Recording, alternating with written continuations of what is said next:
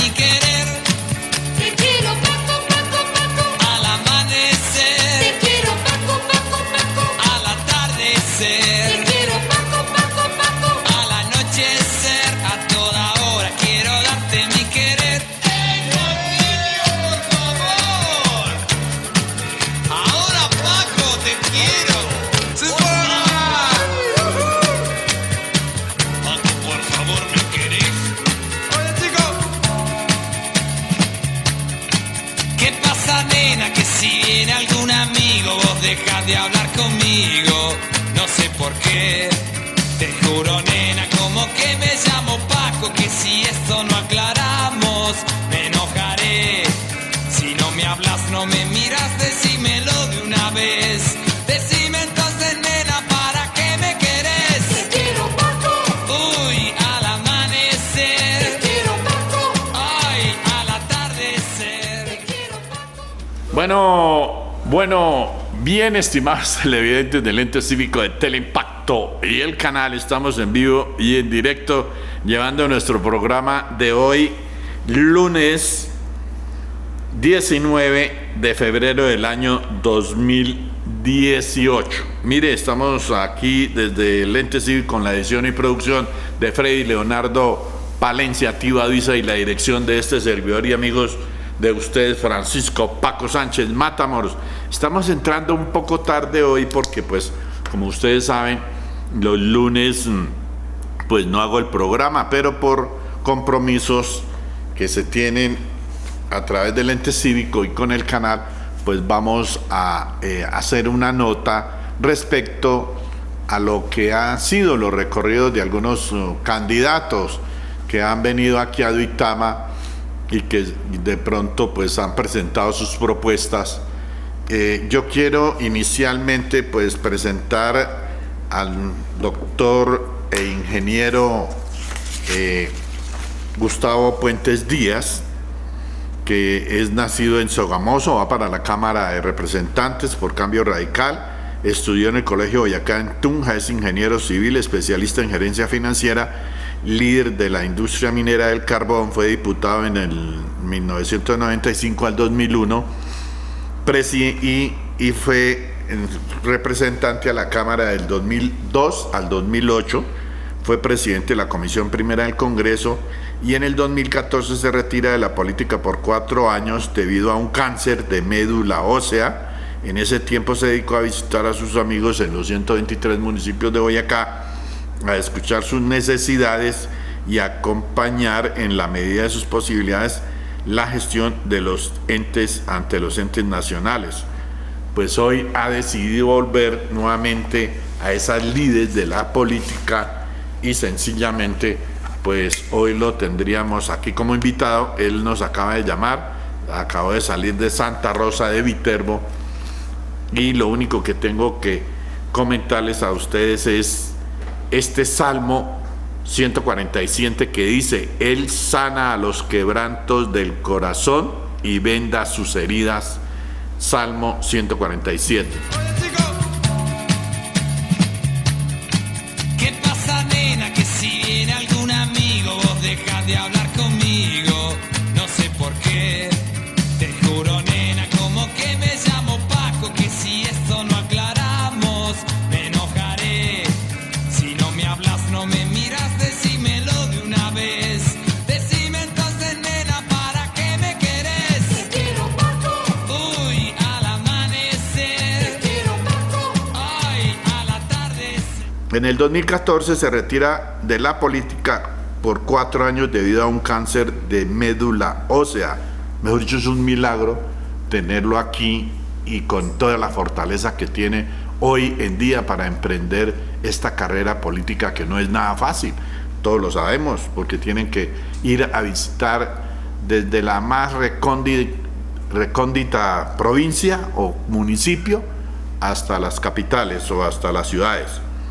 Entonces él dice que estuvo casi visitando en todo este tiempo, después de que arregló todo su problema de la médula, visitando a sus amigos. Bienvenido, mi estimado doctor Puentes, ¿cómo está usted? Paco, muy buena noche, muy contento de estar acá en su programa, aprovechando de él para saludar a toda la audiencia, no solamente de Duitama, sino de toda la provincia y la región, que todas las noches, muy puntualmente, acuden a la cita para enterarse de la actualidad que a través de este canal tú le ofreces a la gente. Bien, sí señor, pues es un canal que está dedicado a la comunidad y con toda la problemática que se mira aquí, y no solamente aquí, sino lo que tiene que ver a nivel departamental también. Vamos a extender el canal en pocos días a otras ciudades y pues ojalá se logre. De todas maneras, también nos pueden ver en YouTube, en Teleimpacto Global, en fin, toda esta parte. Yo quiero comentarle cómo le ha ido en su campaña y por qué volvió nuevamente a la política después, gracias a Dios, pues que lo tiene con vida hoy en día. ¿Cómo le fue en todo ese proceso? Bueno, en primer lugar, tú lo acabas de decir, Paco, tengo que darle gracias a Dios, solamente su misericordia después de esa tortuosa enfermedad que tuve que padecer hace 4 años, cuando en plena campaña, 10 días antes de culminar, tuve que retirarme de ella y pasar el día electoral incluso recluido en una institución hospitalaria en Bogotá. Y ahí comienzan a darse las conclusiones del por qué estoy hoy nuevamente aspirando al Congreso.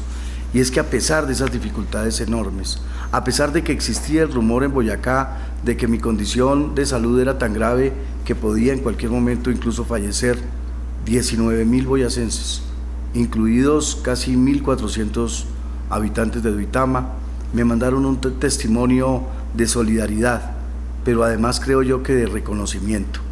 Y eso luego de lograr, después del trasplante de médula, que Dios me regalara la salud que hoy tengo, que su misericordia infinita me diera una nueva oportunidad de vida, la aprovechara para hacer lo que sé hacer, para volver a retomar ese trabajo que durante 20 años me permitió conocer una a una las condiciones de cada uno de los 123 municipios del departamento, de volver a visitar a sus gentes, a sus dirigentes, de saber cuáles eran las circunstancias que los motivaban también a ellos a tener una ilusión. Pero hay algo que también me ha llamado mucho la atención, Paco, y es el desafortunado momento de desprestigio que vive la dirigencia política del país. Claro. Equivocado, creo yo, porque no somos todos los dirigentes políticos o quienes hacemos la política a nivel nacional, departamental o municipal los que caemos en el error de lo que pocos hacen, pero lo que más suenan. Aquellos que se dedican a burlarse de la posibilidad y de la representatividad que nos entrega la gente para hacer de ellos solamente su propio destino, claro, para enriquecerse, para hacer de la herramienta de la corrupción la fortaleza que a ellos les permite sacar adelante sus propios proyectos. Muy bien, don Gustavo, don Paquito, buenas noches, Andrés, bueno, 18 personas más pendientes. Bien, perfecto. Mire, doctor Gustavo Puentes Díaz, de todas maneras, usted hizo un trabajo, y por lo menos lo que se dice aquí en la Comisión Primera, allá en el Congreso de la República.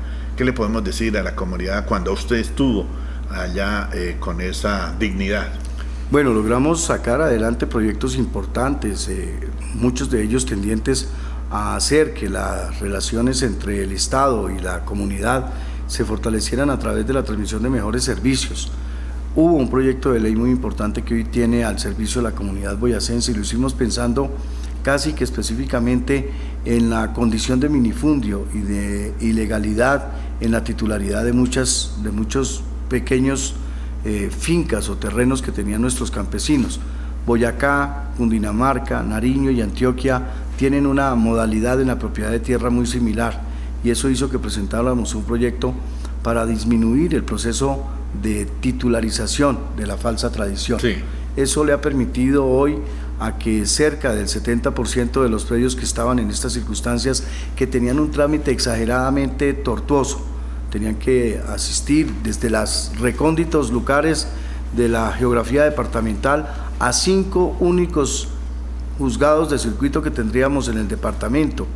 Entonces la gente de La Victoria, por ejemplo, en el occidente, tenía que trasladarse hasta Tunja, o el de Pisba o Paya, trasladarse hasta Sogamoso, buscar un abogado, comenzar a demostrar mediante las pruebas que exigía la ley que era poseedor en verdad de la finca o del terreno que se trataba de titular, y logramos que todo eso se terminara.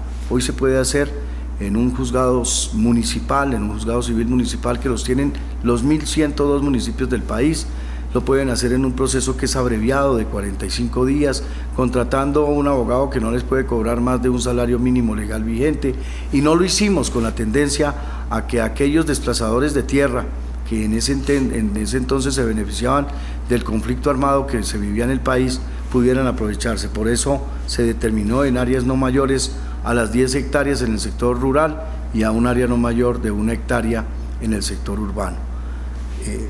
No solamente eso, estar también en la presidencia de la comisión nos permitió poder acceder con mayor facilidad a acompañar en la gestión a más de 60 alcaldes, con quienes pudimos traer obras y comprometer al Estado para que ayudara a solucionar problemas que estas comunidades tenían. Más de 50.000 millones de pesos pudimos gestionar en compañía de estos alcaldes que hoy por lo menos tienen un problema menos de los que tenían antes de esto. Usted que maneja todo este tema de la minería, hoy no se puede ir a explotar a 3.000 metros arriba ni ganadería, ni minería, ni nada con la nueva norma, ¿no? ¿Qué se puede hacer ahí? Porque hay mucha gente que está casi en esa altura. ¿Qué se puede hacer? ¿Qué le toca hacer el gobierno? ¿Comprarles o qué? Desafortunadamente, muchas veces los vacíos de la ley dejan a la gente en ascuas. Se les olvidó con esta ley que se determina como la ley de páramos, que se hizo en principio para tratar de proteger nuestro ecosistema, para que nuestras fuentes de acuíferos y nuestros productores de aire, que son en alta montaña, se pudieran cuidar y entre todos pudiéramos tener un futuro agradable frente a nuestro medio ambiente. Pero se les olvidó que el país, por ejemplo, en el departamento de Boyacá, el 32% de nuestra habitabilidad existe por encima de los 3.000 metros sobre el nivel del mar, que creemos nosotros la categorización de un páramo no se da por su altura, se da por su caracterización propia, por las circunstancias propias de su conformación geomorfológica, y que hoy esto tiene en ascuas a esos habitantes que no son esporádicos. Las leyes a veces en el Congreso se construyen por el momento que vive el país. Esta ley sale como respuesta a la expectativa que creó la intervención minera en el páramo de Santurbán, sí. Pero es totalmente distinta a la circunstancia que se vive en Santurbán, a la circunstancia que vienen viviendo en Boyacá, por ejemplo, las familias que hacen parte del macizo paramoso de Pisba. Gente desde el municipio de Jericó, estamos Socotá, en otra cordillera. Estamos en otra cordillera y en otras circunstancias. Claro. Si la ley hubiera estado hace 200 años tan fuerte como hoy quieren imponérsela a los habitantes de Boyacá, seguramente el año entrante no estaríamos celebrando el bicentenario de la Ruta Libertadora, porque con esta ley, como la diseñó el Estado, como la aprobó el Congreso, no hubiera pasado la justa libertadora, el Simón Bolívar, claro, y su tropa no hubiera podido pasar por el páramo de Pisba. Hoy reclamamos al Estado que sea congruente con la realidad que viven las personas. Son más de 6.000 familias en esta cordillera que quedarían imposibilitadas de ejercer sus funciones que tradicional e histórica y herencialmente han hecho desde siempre: la agricultura, la minería, la ganadería, la piscicultura. Todas estas actividades estarían mandadas a recoger. Es tan irreal la vivencia de la ley que se le olvidó que en el país existen 5 municipios, uno de ellos en Boyacá, Jericó, que está ubicado por encima de la cota de los 3.115 metros sobre el nivel del mar, es la altitud en la que se ubica el municipio de Jericó, y tal como ordena la ley, que no se puede desarrollar ningún tipo de actividad económica por encima de esta altimetría, pues el municipio está mandado a recoger, claro, porque no hay nada que hacer. Ya allí. sería inviable. Sería absolutamente inviable. No sé, el Estado no prevé en la ley qué puede hacer con las personas que habitualmente extraen la posibilidad del sustento diario de sus familias del trabajo que allí logran hacer. Entonces, hoy la autoridad ambiental es exageradamente inquisidora, se ha convertido en un persecutor permanente frente a lo que puede hacer un indefenso campesino, que lo único que solicita hoy es que le permitan seguir trabajando, arañando la tierra y produciendo, como lo dije hace un momento, con su propio esfuerzo, beneficio y tranquilidad para su familia. Y además que ellos han cultivado y mejor dicho, han podido sostener todo cultivar y mejor dicho, cuidar el medio ambiente. Ellos lo saben que tienen que hacerlo. Pero por supuesto, si no desde mucho tiempo atrás estaríamos en circunstancias difíciles. Claro. Si hay alguien al que hay que agradecerle el aporte para salvaguardar y cuidar nuestro ecosistema, es al campesino. Nosotros subimos todavía a donde existe el minifundio del campesino en los páramos que nosotros conocemos, y todavía existe la mana de agua, que es con la que nutren y satisfacen las necesidades de sus casas y de sus familias. Es decir, el campesino es defensor de su propia vida y no puede por eso hoy castigársele con una ley que desafortunadamente se ha convertido en un persecutor de la ilusión campesina. ¿Qué vamos a hacer? El Estado no pretendió seguramente pensar que con ello iríamos a hacer un desplazamiento masivo de los pobladores de estas regiones del departamento. Yo estuve hace 10 días en el municipio del Huicán y me decían los campesinos, muy a 20 metros de distancia de la cabecera municipal de Huicán, camino hacia la Sierra Nevada del Cocuy, hacia la vereda de la Cueva, ya comienza a sobrepasarse la altura de los 3.000 metros.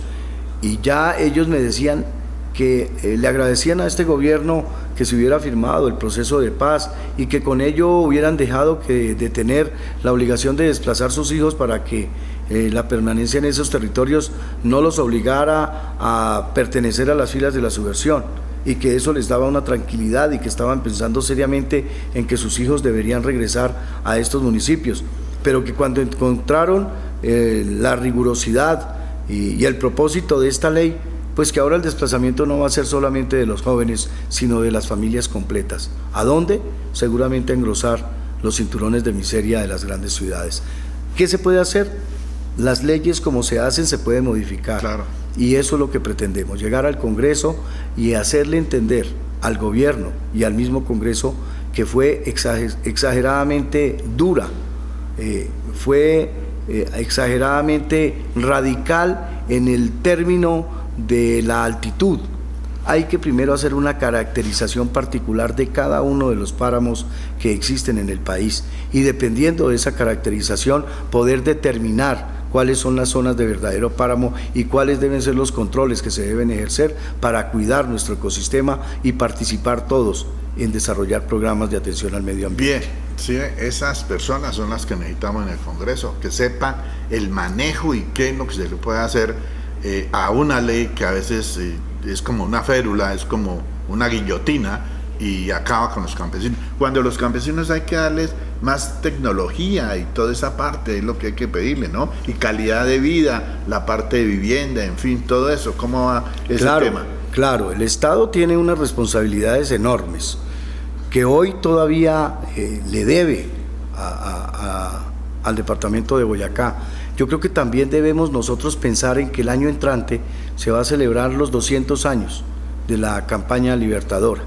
Y ya Boyacá no puede vivir más del reconocimiento histórico y de los símbolos de honor y gloria que a nosotros nos hacen en todas partes donde vamos.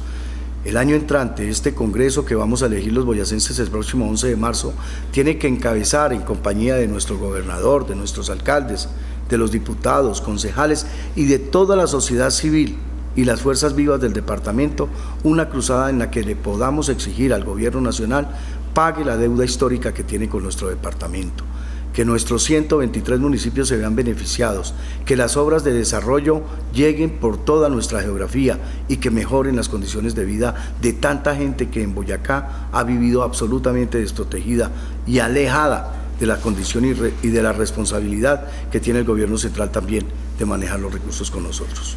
¿Cómo se puede también desde el Congreso mirar a ver si otra vez se puede industrializar nuestro departamento en lo que tiene que ver la siderúrgica de Paz del Río y las otras siderúrgicas que a veces se fusionan aquí en todo este corredor industrial, en lo que tiene que ver Duitama, Tunja, Sogamoso, toda esa parte? ¿Cómo se pudiera que la gente otra vez entre a producir? Y obviamente, como lo que usted acaba de decir ya, porque si el campo tiene también esa posibilidad de hacerlo, nosotros somos la despensa número 1 de Bogotá, ¿no? Claro, Paco, hace 40 años el departamento era el emporio industrial de la nación. Todas las grandes industrias se estaban asentando en nuestro suelo. las acerías, las metalúrgicas, la industria metalmecánica, la inversión en minería, las grandes ladrilleras, todo eso las carroceras. Es decir, acuérdense que Boyacá fue el innovador de la creación de los parques industriales en Sogamoso y Duitama. Todo eso nos hacía prever que seríamos supremamente fecundos en la prosperidad frente al desarrollo industrial. No sabemos qué haya pasado, llevamos 20 años sin que se vuelva a invertir un solo peso por parte de la inversión privada. Y llamamos la atención al gobierno nacional. Claro que se pueden hacer cosas, hay que dictar medidas de urgencia que permitan y faciliten que el inversor privado regrese al departamento de Boyacá. Hay que mirar cómo la contundencia de la ley no sigue evitando que esto suceda, porque por ejemplo, una factoría importante de cemento ubicada cerca de la ciudad de Nopsa tenía el propósito y el proyecto de adelantar una reconversión industrial en su fábrica, invirtiéndole $600 millones el año pasado, posibilitando con eso la creación de 180 nuevos empleos directos y más o menos 3.600 empleos indirectos. Desafortunadamente, la autoridad ambiental que rige en esta materia la región imposibilitó esta inversión. Oiga, y esos $600 millones, Paco y amigos, se están invirtiendo hoy en el sector de la Gamarra, donde no hubo ninguna dificultad por parte de las autoridades. Nosotros hoy llamamos a nuestras autoridades a que sean obviamente cumplidoras de la ley, pero no persecutoras de la posibilidad de desarrollo. ¿Qué está pasando hoy con nuestros hijos? Se están educando, se están formando, salen como profesionales y tecnólogos y no encuentran una posibilidad laboral en el departamento de Boyacá. Ese es un desplazamiento obligado que estamos haciendo de nuestros jóvenes. Hoy Boyacá está perdiendo su participación poblacional. Hace 10 años éramos cerca de 1.700.000 boyacenses, hoy no quedamos más de 1.400.000 habitando los 123 municipios. Y en Bogotá creo que no son menos de 3 millones los boyacenses o los descendientes de boyacenses que viven en esa ciudad, con todas las dificultades que hay para vivir allá, pero la necesidad y la obligación de tener un espacio laboral los tiene allá muy alejados de nosotros. Tenemos que llamar la atención a que el gobierno nacional, en compañía y en dirigencia de nosotros, dicte unas medidas especiales que atraigan recursos, que crean empresas, que nos den esa posibilidad que era para nosotros una fortaleza, tener el mayor asentamiento urbano del país, en la ciudad de Bogotá, a menos de 150 kilómetros de distancia. Sabíamos que nos podíamos convertir en el mejor surtidor de esa despensa que requiere tanto y tanto elemento, y en Boyacá lo tenemos, en todos los sectores, pero hoy desafortunadamente nos lo están imposibilitando. Las zonas francas de Tocancipá, de Gachancipá, nos tienen hoy también a puertas de que cada día se nos aleje más la posibilidad de seguir siendo nosotros los posibles entregadores de las necesidades que tiene la ciudad de Bogotá. Tenemos que tomar medidas urgentes frente a ese tema. Bien, tenemos confianza de que nuestro líder boyacense Gustavo Puentes tiene la capacidad para llegar a representarnos en el Congreso. Bien, Fabián. De todas maneras, hay una situación de lo que acaba de decir el doctor Gustavo Puentes Díaz, que va para la Cámara de Representantes y ojalá llegue, porque tenemos y sabemos que tiene capacidad para ir creo que no se le pierde la voz allá en el Congreso de la República, porque estuvo en la comisión, pero póngale cuidado, se perdieron esos $600 millones porque esa entidad, como es Corpo Boyacá, no dio los permisos, o las otras entidades, las que sea, pero sí hicieron otra pequeña empresa ahí, al lado de esa empresa, sí le dieron el visto bueno, como en la vida, ¿no? Son cosas que uno no entiende. ¿Cómo es la política? Definitivamente, no sé si sea la política, porque no son varias políticas. Sí, esa puede ser la política ambiental. Pues es que la política es programar todo, sí, ¿cierto? Entonces, no entendemos cuáles son las razones, pero vienen unos procesos que son todavía... ¿De investigación? Sí, son mucho más difíciles y hoy llamo la atención frente a eso. En la central termoeléctrica de Paipa se tiene razón cuando se pide que las unidades montadas allí, más antiguas, con más de 40 años de servicio, deben ser ya dadas de baja porque en el momento de su fabricación no se tenían los elementos necesarios para que no emitieran tantas partículas a la atmósfera y contaminaran como contaminan esas dos unidades más antiguas. Para ello, la 1 y 2. Para eso, tanto Gensa como Electrosochagota, Gensa de propiedad del Estado, Electrosochagota, propietaria hoy de la unidad 4 que conocemos, están presentando, eso es alemán, están presentando a consideración también de la autoridad ambiental y a la Agencia Nacional de Licencias Ambientales los permisos para lograr obtener el montaje de 2 nuevas unidades. ¿Y eso está 2 bien? Nuevas unidades que reemplazarían las 2 obsoletas y antiguas que hay que retirar, pero que permitirían que la industria minera del carbón se fortaleciera en toda su cadena productiva. Claro. No solamente es el dueño o el propietario de la zona minera y del socavón, sino sus trabajadores, y además de sus trabajadores, el comercio, el transporte, las gasolineras, todo lo que el compendio de la cadena productora puede ejercer. Hoy le pedimos a la Agencia Nacional de Licencias Ambientales, ANLA, que estudie las posibilidades con absoluta seguridad, y también a la Corporación Autónoma Regional que no sea tan estricta en el cumplimiento de la ley. Después de tantas dificultades que tuvo el norte de nuestro departamento, Dios, en su infinita bondad, le regaló también a esa región unas reservas importantes de carbón que se descubrieron hace 10, 15 años y que están permitiendo como una revitalización en el sector económico y social de esa golpeada región de nuestro departamento. Allí una empresa americana vio con buenos ojos invertir también en la puesta en funcionamiento de una central térmica de producción de energía a base de carbón. Llevamos 17 meses esperando que la Corporación Autónoma Regional de Boyacá dé un concepto favorable o desfavorable para que puedan estos inversionistas crear unas expectativas de desarrollo también en esta región. No entendemos cuál es la demora, no entendemos por qué a las personas que quieren invertir en Boyacá todavía se les ponen más trabas, y desafortunadamente, como lo acabo de decir en el caso de la cementera, si esas inversiones no se hacen en el departamento, seguramente se harán en otra región donde nosotros, siempre expectantes, seguiremos mirando y preguntando ¿qué pasó? Eso es cierto.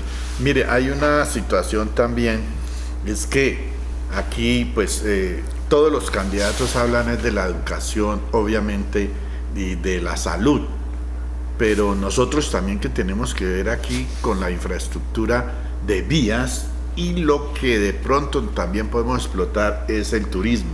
¿Cómo ve usted esa parte, mi estimado doctor Gustavo Puentes Díaz? Yo veo que el departamento de Boyacá está logrando obtener la infraestructura en todas las regiones del departamento que le permitan desde ya comenzar a crear una verdadera industria del turismo. Nosotros veíamos solamente a Villa de Leyva y a Paipa como fortaleza de este nuevo renglón económico, pero hoy comienza uno a mirar que ya la doble calzada Bogotá, Tunja, Sogamoso se ha convertido casi que en una realidad. Se contrató por parte del Estado por fin la construcción y terminación de la vía que del Cisga lleva al Secreto, pasando por los municipios de Guateque, por Garagoa, por Santa María, por San Luis, y terminando colocándonos en la transversal de la selva o en la marginal de la selva, donde comunicaremos fácilmente a nuestro departamento no solamente con Cundinamarca, sino también con el Meta y con Casanare.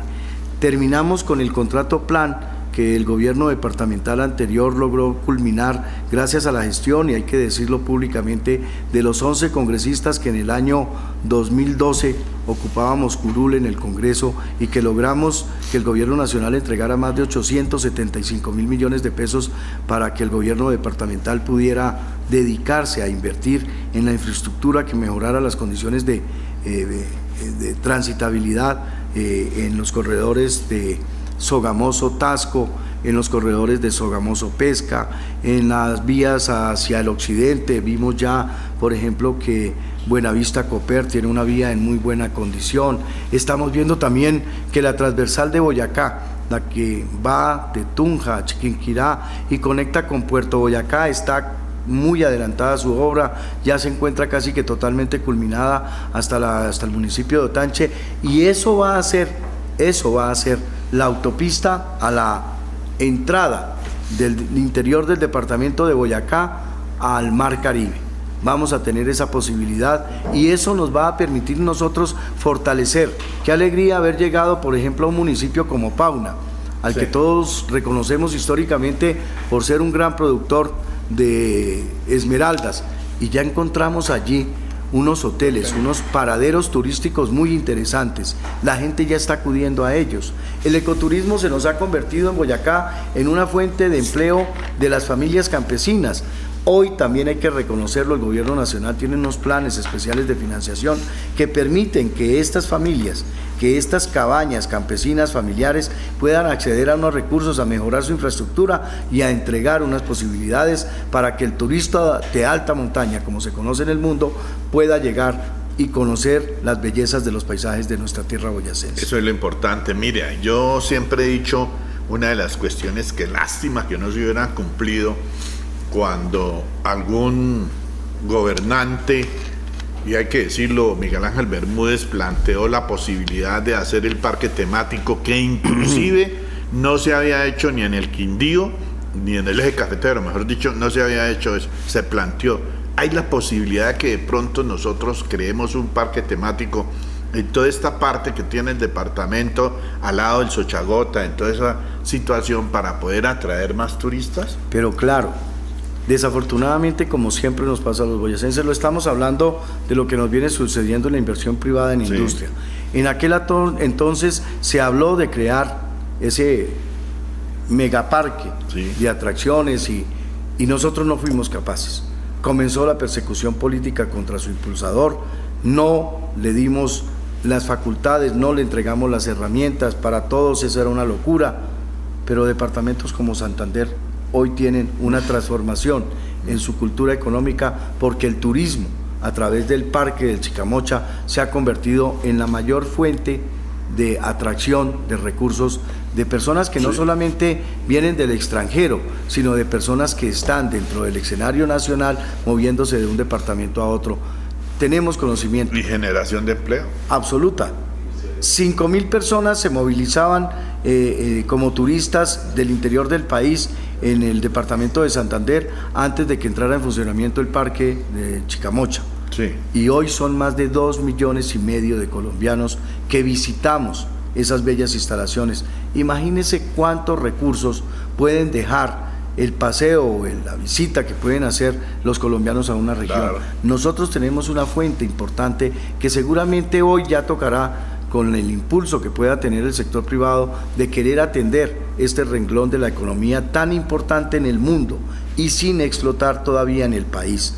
Ya tenemos que dejar de vender esa imagen de que Colombia es pasión, para comenzar a focalizar, a particularizar, a decirle al extranjero y al nacional, no que Colombia es un todo en turismo, sino a hacer lo que hacen las grandes cadenas hoteleras en el mundo, en Europa, en América Latina, en Chile, en Perú, en México, lo estamos viendo, para decir: Colombia invita a que vayan a Villa de Leyva, al lago de Tota, a la Sierra Nevada del Cocuy, a puntos específicamente determinados para que el turista llegue decidido, sabiendo cuál va a ser su punto de salida y su punto de llegada. Claro, y más la empresa de aviación que hoy se abrió y se está abriendo campo aquí en Paipa, en donde van a traer turistas y va a haber vuelos desde Bogotá a Paipa, a Bucaramanga, y de Bucaramanga a los Estados Unidos.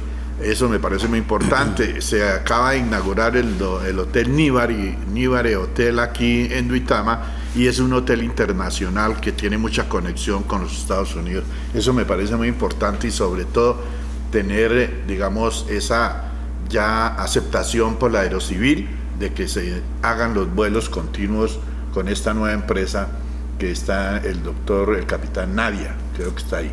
Es importante, ya el pensar solamente en que nuestra cercanía a la ciudad capital impedía tener una flotilla aérea que pudiera prestar el servicio. Ya no es un imposible, porque sencillamente en el plan turístico, venir de los Estados Unidos, venir de Europa, hacer escala en Bogotá y terminar en Paipa o terminar en Sogamoso, sí, ya es una facilidad y es una realidad. Bien. Nosotros también hemos pensado en que se debe construir el aeropuerto alterno de carga del aeropuerto El Dorado en el aeropuerto de Sogamoso. Sí. Hoy la facilidad de tener una autopista en doble calzada entre Sogamoso y Bogotá nos permitiría con absoluta facilidad en crear esa posibilidad. Eso sería un determinante de cambio en la actitud socioeconómica de toda la región, no solamente de Sogamoso, sino de Boyacá, porque este corredor vial tomaría unas circunstancias de importancia vital en el desarrollo del país. Entonces, hay bastantes aspectos, por eso yo digo que el gobierno nacional tiene que incentivar y permitir de alguna manera que la inversión privada retorne. En este tipo de acciones, por ejemplo, en esos aeropuertos alternos, serán muchos los operadores privados que tienen que llegar allí. Claro. Y al lado de esos aeropuertos alternos serán las zonas francas, serán también las posibilidades de industria, de transformación que pueden llegar. Y esa sería una fuente indiscutible de desarrollo en todo el corredor industrial de Tunja, Paipa, Duitama y Sogamoso. Y aquí se está peleando la zona franca de Duitama en la ciudadela industrial. Ojalá Armando Gutiérrez Acevedo de pronto continúe en esa tarea, y él dice que no descansa. Por lo menos ya sacó un bus tipo de todas las cualidades y lo que exige el Ministerio de Transportes, lo sacó con Impulsa, ¿sí? 500 millones de pesos le dio para hacer ese bus, y hoy lo tienen exhibiendo por todo el país para que esos buses, que inclusive tiene su puesto dedicado para los discapacitados y la rampa que tiene que hacerle, quedó fabuloso, con cinturones de seguridad a todos los puestos para evitar que la gente se salga por las ventanas en un accidente. Eso me parece muy importante, y obviamente eso también lo tiene planteado el candidato a la presidencia, el doctor Germán Vargas Lleras, y lo comentó, de los aeropuertos, mirar a ver cómo se hace con Sogamoso y Paipa y Tunja. Además estaban comentando eso.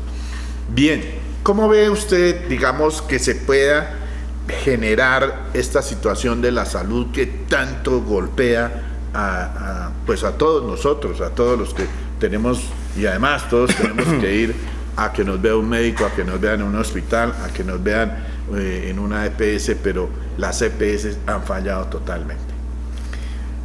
Desafortunadamente hay que decir la realidad que vive hoy el país. Lo que se tiene proyectado, lo que hoy se tiene como Sistema Nacional de Salud, no es malo en su principio. Sí, ¿no? Lo que es malo es en su desarrollo, porque se inventaron en Colombia cómo sacarle la plata al Estado que está destinada al sistema de salud. Entonces se crean unas EPS absolutamente desfinanciadas que llegan, y a medida que el Estado les va girando los recursos que se destinan para que sea atendido todos los colombianos en el sistema público, pues ellas van dejando de crear o de cumplir las obligaciones con las IPS y con el resto del sistema, tanto público como privado, hasta que se aparecen presentando unas quiebras ficticias, quedándose con los recursos de los colombianos que tienen que ver con salud.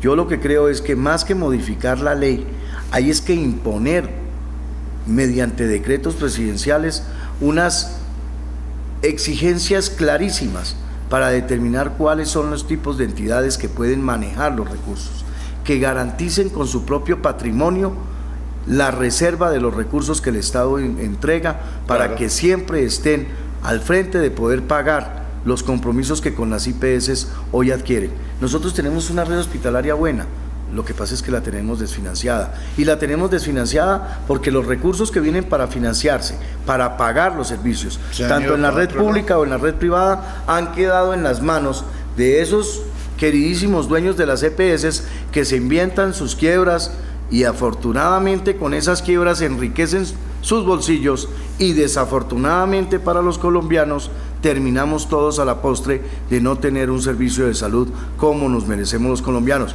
Hay que reiterar que el gobierno nacional asigna los recursos necesarios para prestar un servicio de salud eficiente. Claro. La plata se pierde por el camino, y ahí también llamamos la atención para que la justicia sea vigilante y cumplidor extremo de que las responsabilidades de este tipo de sociedades sean absolutamente cumplidas, y si no, también el rigor de la ley debe recaer sobre ellos. Mire, doctor Gustavo Puentes Díaz, pues discúlpeme que de pronto lo demore un poco más, pero póngale cuidado. Las entidades financieras ganaron mejor dicho, en el 2017, ganaron 37 billones de pesos las entidades financieras. ¿Cómo hacer para que no acosen tanto, ahorquen tanto? Porque una cuenta de ahorros usted la mete allá y no gana nada. En cambio vaya un préstamo, o al contrario, y ahí sí lo desangran completamente. ¿Cómo hacer que esas entidades financieras no ganen tanto y no le tumben tanto al pueblo? Y eso que ya en el Congreso hace 8 años comenzamos a tomar unas medidas que pretendían disminuir la extorsión, porque así se llama, sí, del propio dinero del tarjetaviente. Hoy, crear una cuenta de ahorros o una cuenta corriente hace que se asuman unas responsabilidades, y con esas solas responsabilidades ya vive la entidad financiera. Además de que les dejamos nuestros recursos para que vivan con ellos, nos crean unos costos adicionales por el solo hecho de dejárselos y que con ello puedan vivir. La plata con que los entes financieros le facilitan los créditos a las personas que los solicitan no es otra que la misma plata de los colombianos que hemos dejado allí a su cuidado. Pero mantener una chequera en una cuenta corriente tiene un costo exageradamente alto. Mantener obligatoriamente una tarjeta de retiros en una cuenta de ahorros también tiene un costo exageradamente alto.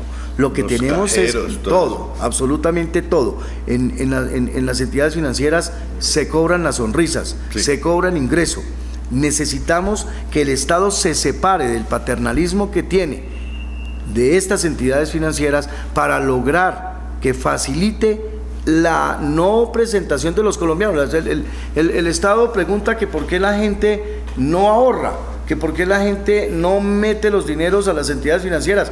Pues porque es exageradamente costoso. El Estado no puede seguirse engañando él mismo sabiendo por qué la gente todavía mantiene la plata debajo del colchón. Claro. Pues no es porque quiera hacerlo, porque eso también tiene unos riesgos de seguridad infinitamente altos, pero es que los costos financieros, pagar el 4 por 1000, sencillamente porque inicialmente se puso como un impuesto transitorio, y este gobierno y este Congreso que está terminando decidieron en la última reforma tributaria volverlo obligatorio, permanente.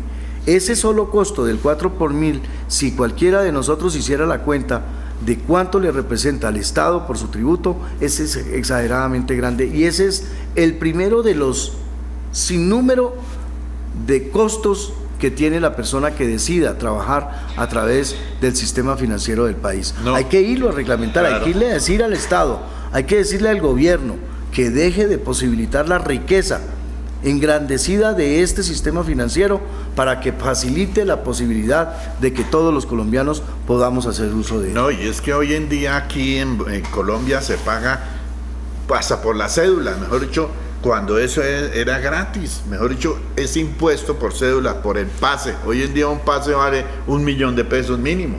Entonces, ¿por qué tanto costo cuando lo estamos pagando con la reforma tributaria, cuando lo estamos pagando con el 4 por 1000, cuando tenemos mucho impuesto? Mejor dicho, es que esta ciudad o este país es solos impuestos.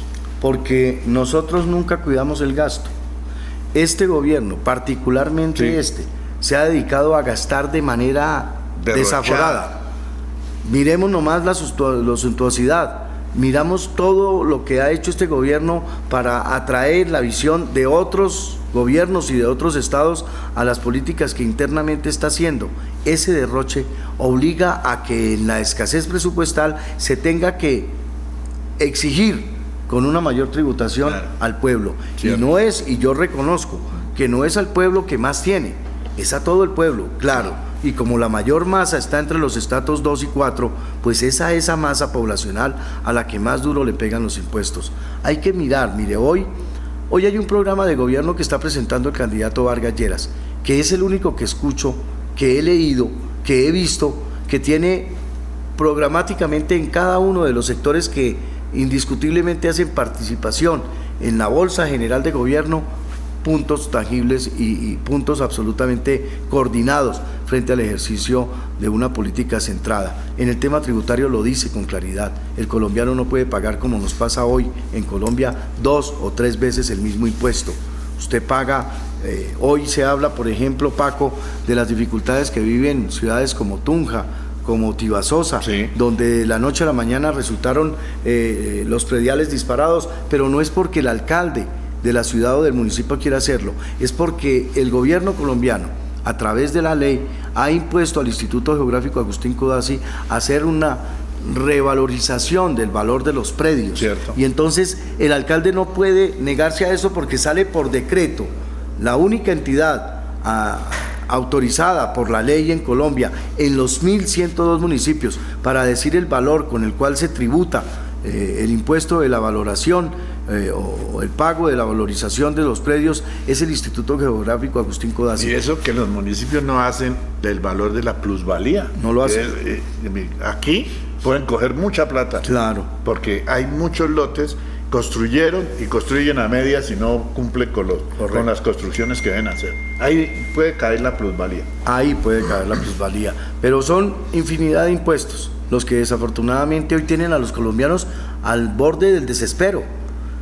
Les decía que con este sobrevalor o esta revalorización de los predios que se está haciendo en todos los municipios de Colombia, lo que está persiguiendo el Estado colombiano es que aumente la posibilidad de que seamos más los colombianos que presentemos declaración de renta, porque valorizando el valor de los activos, que son los predios, pues obviamente que se llegará a los topes que ha puesto como mínimos el Estado para que puedan los colombianos verse obligados a presentar declaración de renta. Bueno. O sea que son dos impuestos: el aumento del predial y la posibilidad que por el valor de sus activos tengan que comenzar a presentar y pagar impuestos sobre el patrimonio. Doble. Mire, dice JACP, Vargas Lleras es el mismo Santos, dice una cosa y hace después otra. Creo que no. Tiene programado eso, ¿no? Bueno, yo creo, y lo digo no solamente con el hecho de tratar de defender la política que el doctor Vargas está proponiéndole al país. Yo creo que afortunadamente Vargas fue parte del gobierno de Santos, porque lo único bueno que tiene el gobierno de Santos para mostrar fue las ejecutorias que el ministro Vargas hizo en su momento, cuando fue ministro de Vivienda, luego cuando estuvo 4G. Cuando estuvo de vicepresidente y manejó toda la parte de infraestructura. Yo creo que ahí hay que hacerle un reconocimiento a la inversión que este gobierno ha hecho en desarrollo y en procura de tener unas mejores vías de comunicación. La gente hoy, y particularmente quienes persiguen la posibilidad de que él sea presidente de la República, lo quieren asociar a las determinaciones que desde otro orden el presidente de la República, el presidente Santos, tomó, absolutamente inconsultas, porque no debe ser así, de su vicepresidente o de su fórmula vicepresidencial. Pero hoy el candidato Vargas le está diciendo al país lo que piensa sobre la situación actual del desarrollo del acuerdo de paz que se vivió con las FARC. Está exponiéndole al país sus razones y lo que él piensa como gobernante hacer si la situación que se vive hoy en los acuerdos que se están tratando de llevar a cabo con el ELN persisten. Es decir, hay una condición de gobierno absolutamente diferente. Entonces no podemos decir que Vargas sea el mismo Santos, porque eso no es cierto. Bien, Paco, el monumento del Pantano Vargas está totalmente abandonado, igual que sus vías de ingreso. Eso sí le corresponde al gobernador y al municipio de Paipa, y creo que a Firavitoa, que son los que, mejor dicho, colindan con el Pantano de Vargas, ¿no? De todas maneras, ese sí es un resorte del gobernador y de los alcaldes municipales. Y además, si ya fuera el monumento, sería eso corresponde al Ministerio de Obras Públicas. Sí, pero al Ministerio de Monumentos, creo que es. En un departamento especial, en una sección que es de monumentos, pero tú tienes razón, hay también obligatoriedad por parte de las autoridades departamentales y de las mismas municipales en exigirle al gobierno nacional que mantenga esos monumentos. Ojalá el año entrante, celebrándose los 200 años de la ruta Libertadora, no nos vayan a salir con el reconocimiento de que van y arreglan el monumento al Pantano de Vargas y con eso nos sale. Sí, no, eso no es así. Bien, lo al fin político, bla, bla, bla, y en realidad la misma cosa, y los bolsillos llenos. De todas maneras, aquí lo que se trata es, ojalá, yo creo que hay que cambiar ese chip. Ese chip es que todos debemos conseguir los recursos para que las obras sí lleguen a donde tienen que llegar, a la realidad, y que no se queden por el camino, y de eso es lo que se trata ojalá un nuevo Congreso, y por eso caras nuevas hay que elegir, ¿no? En ese caso, mire, la educación es otro factor que de pronto está desbalanceada, mejor dicho, esa educación hoy en día, no sé, desde los mismos hogares a veces viene esa cuestión dispersa, y no hay ese respeto que antes hubo por el profesor, por los mismos alumnos, por toda esa parte. Yo creo que hay que darle un giro a esa educación, ¿o cómo lo ve usted, doctor Gustavo Díaz, Gustavo Puentes Díaz? Sí, usted lo acaba de decir, es que la diferencia entre la formación que se hacía de la niñez y de la juventud hace 30 años a la que hoy se hace es totalmente diferente. Nosotros tuvimos la oportunidad de tener unas madres que no solo nos dieron la posibilidad de darnos vida, sino que por lo menos en los 6, 7 primeros años de nuestras vidas nos formaron, nos educaron, nos llenaron de unos valores morales que nos sirvieron luego para hacer de nuestras vidas algo diferente. Hoy desafortunadamente el mundo es muy distinto, hoy vivimos todos al 200 por hora, hoy no quiero decir con esto que las mujeres no deban ser también pieza fundamental en el programa de trabajo y de desarrollo laboral, sino que desafortunadamente ese afán de estar todos produciendo, entregando resultados, pues no ha permitido que la familia se compense, y los valores que naturalmente deben recibirse en el calor de la familia se han perdido mucho. Miremos hoy que las salacunas que el gobierno entrega y las mismas salacunas privadas comienzan a recibir niños para formarlos desde los 3 meses de edad. Cierto. Terminan las licencias de maternidad y las madres, por la responsabilidad laboral que tienen que ir a entregar sus niños a esa salacuna, y no hay una formación verdaderamente llena de valores espirituales, morales, fundamentales en el ser humano, y todo eso se va desprendiendo, y así va sucediendo, y el muchacho llega a los 10, 12 años y ya ha perdido la concepción frente ya a es lo independiente. Absolutamente. Súmenle a eso la entrega que hacemos al desarrollo tecnológico en los medios. Sí. Hoy yo creo que no es extraño mirar a un padre de familia sentado en la mesa del comedor de su hogar, conversando con su señora y sus 2 hijos a través del chat. Se la pasa todo el mundo metido en la tecnología de las comunicaciones, y se ha perdido la posibilidad del diálogo, de la interlocución, de poder a través de la voz, de ese elemento distintivo que tenemos los seres humanos de los demás seres que conforman la naturaleza, y hoy todo se hace a través de la tecnología. Hay que volver a rescatar esos valores del principio del respeto de la familia. Por eso también se ha perdido el respeto al valor de la autoridad. Claro. La autoridad era un reflejo que se aprendía en el compendio familiar. Hoy ya vemos en los escándalos que son habituales en los noticieros de televisión, donde vemos que la autoridad policiva va a llegar a impedir una gresca entre amigos, entre familiares, y termina la autoridad siendo golpeada también, y porque ya no se respeta.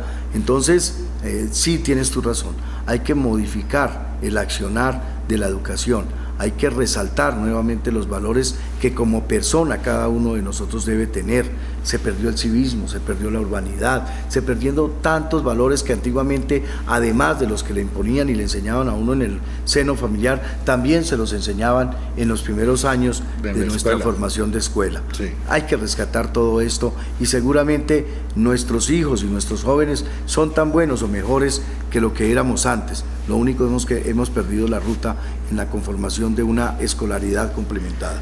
Bueno, bien, mi estimado doctor Gustavo Puentes Díaz, de todas maneras yo quiero pues que le deje su mensaje final a la comunidad de Duitama, sobre todo a los que nos ven a esta hora, y que de todas maneras pues ojalá le vaya bien en su aspiración a la Cámara de Representantes. Lo hemos visto trabajando fuertemente, como algunos otros candidatos igual, pero las urnas son las que van a medir ese trabajo. El 11 de marzo. Sí, Paco, vuelvo a reiterar mi agradecimiento por tu invitación y decirle a la comunidad de Duitama, no olviden que el 11 de marzo no se juega el futuro de los candidatos. No piensen en ello. Piensen en que ese día tienen ustedes la posibilidad de mandarle un mensaje claro, contundente a la democracia. Elegir mujeres y hombres que en los próximos 4 años realcen la labor de la política, determinen las expectativas que tienen las comunidades frente a las responsabilidades que tiene el Estado.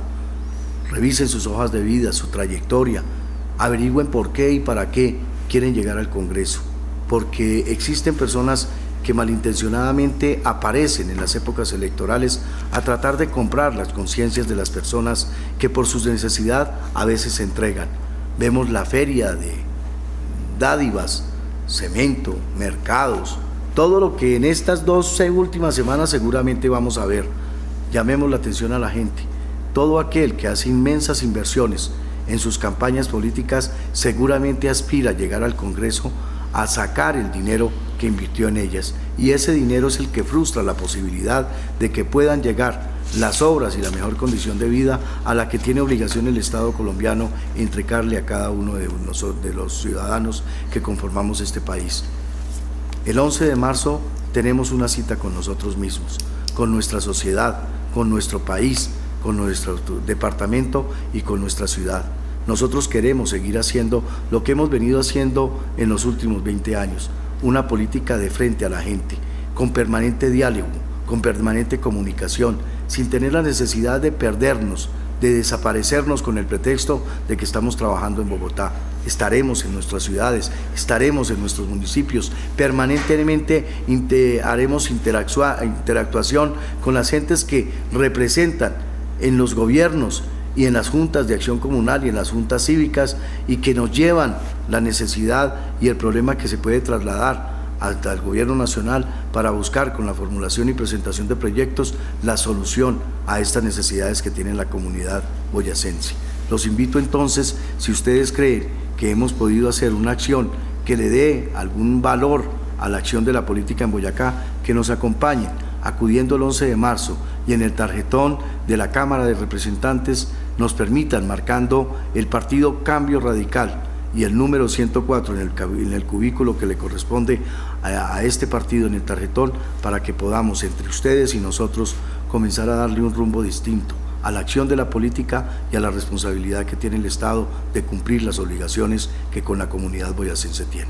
Mil gracias, Paco, de verdad. Bien, estimados televidentes, ya llegamos al final del programa. Hoy se nos alargó, mejor dicho, el horario, pero de todas maneras yo sé que hay mucha gente viéndonos ahí, muy amables, muy gentiles. Que mi Dios nos bendiga. Muy buenas noches. Oye, chicos, ¿qué pasa, nena? Que si viene algún amigo, vos dejás de hablar conmigo. No sé por qué